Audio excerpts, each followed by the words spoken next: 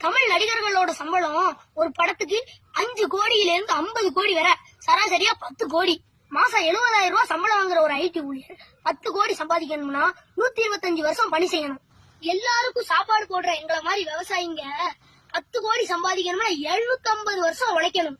300 ரூபாய் சம்பளம் வாங்குற ஒரு கூலி தொழிலாளி 10 கோடி சம்பாதிக்கணும்னா 1000 வருஷம் வேலை பார்க்கணும். சினிமா நடிகர்களோட கார் விலையே 50 லட்சத்துல இருந்து 5 கோடி வரை. நாம படம் பார்க்க டிக்கெட் எடுக்கிற காசுதான் அவங்களுக்கு சம்பளமா போகுது. ஒரு வருஷத்துல 3 படம் நடிச்சு 50 கோடி ரூபாய் சம்பாதிச்சு அதுல 10 கோடி ரூபாய் வரியேற்பு செஞ்சு அதுல 5000 ரூபாய்க்கு ஏழை குழந்தைகளுக்கு நோட்டு புத்தகம் வாங்கி விளம்பரம் தேடிக்கிடுவாங்க.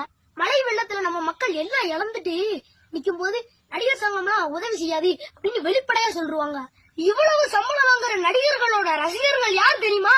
இலவச அரிசிக்கு ரேஷன் கடையில சண்டை போடும் அப்பாவி ஏழை மக்களோட பிள்ளைங்க தாயா.